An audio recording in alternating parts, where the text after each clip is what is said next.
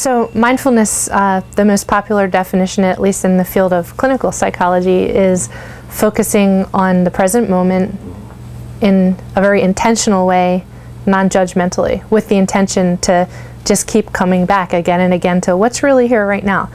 Letting go of all the concepts about, like, you know, what we're expecting to be here, but really seeing with, like, what's called bare attention, with your eyes, with your ears, with your touch sensation, dropping into here now. Yeah, mindfulness is rooted in the Buddhist tradition.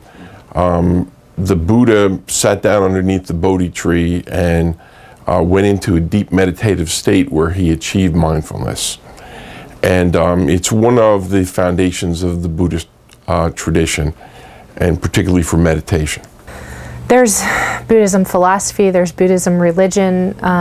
Jon Kabat-Zinn, the father of, like, mindfulness in the West, is really careful to keep mindfulness secular. I don't know that he's the father of mindfulness, but he's really popularized it, meaning not tied into any particular set of religious beliefs.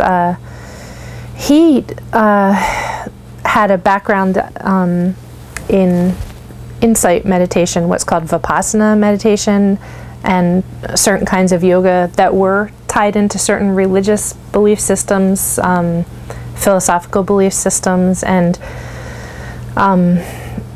when he started teaching mindfulness to people in a hospital setting who had untreated or who had chronic pain that didn't respond to traditional Western medicine, he was very careful to keep mindfulness secular. But it's got almost 3,000 years worth of a history in terms of Buddhist philosophy, Buddhist religion, that sort of thing. Well, I think mindfulness is really, one of the purposes is to quiet the mind. And from the Buddhist perspective, a mind which is quiet, you can kind of compare that to the ripples in a pond. When you've got ripples in a pond, it disturbs the surface of the pond. So that it's similar to quieting the mind. When the mind is got ripples in it, when it's active, when it has mind chatter, it creates anxiety and disequilibrium. It's an unbalanced. But when the mind becomes calm, one can experience one's Buddha nature, which is a deeper, calmer part of the self. Sensing the support of the surface the body rests upon. The air bathing the skin, on the hands and the face. Bringing some of this air in and noticing as it becomes the breath.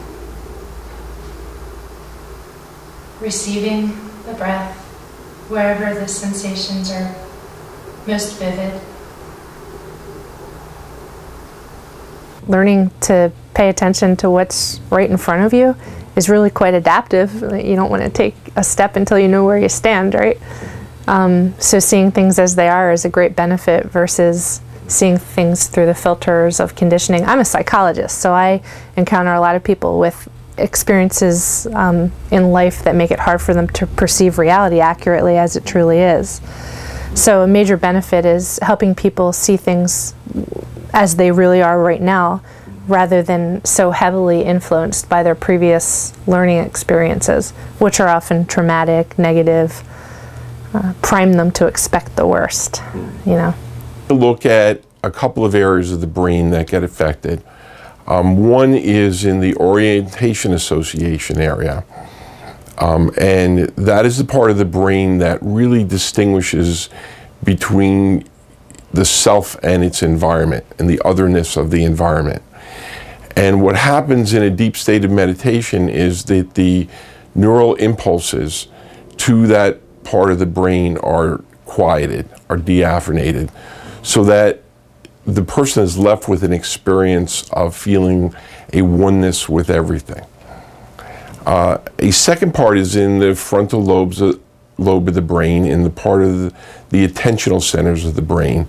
Actually, the brain activity goes up. so that you're able to focus more completely on what you're attending to. Generally, during our everyday life, we're doing things, but we're not really totally focused on them. At Arcadia, one can walk across the campus from one building to the next and not even pay attention to anything that's going on.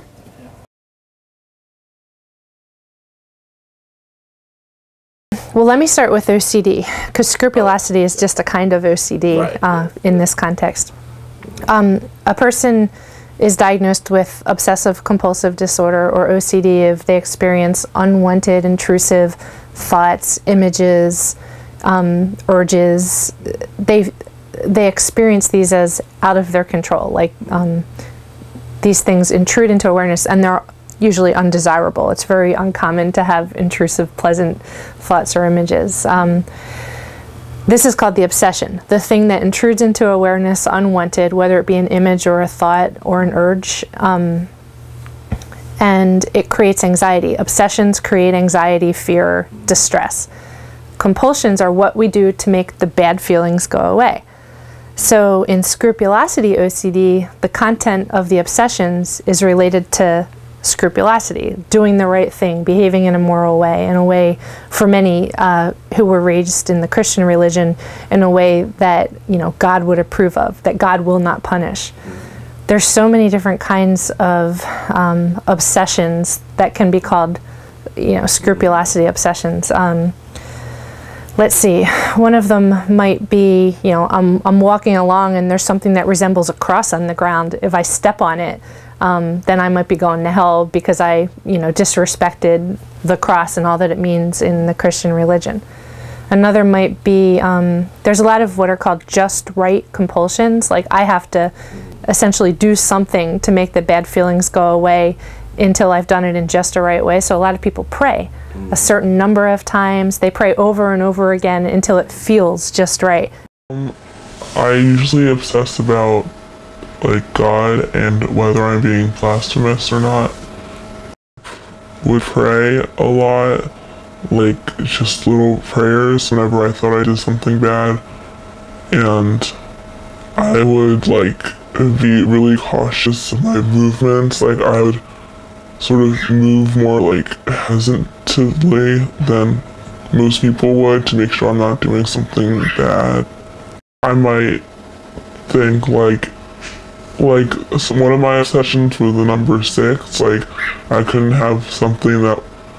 do something 6 times. I had to make it either, I have to like do it over again until it's like not 6 or a multiple of 6, or like 3, so that's half of 6, and I would have to make sure like I don't have like 6 of something. I would like throw one away if there was 6.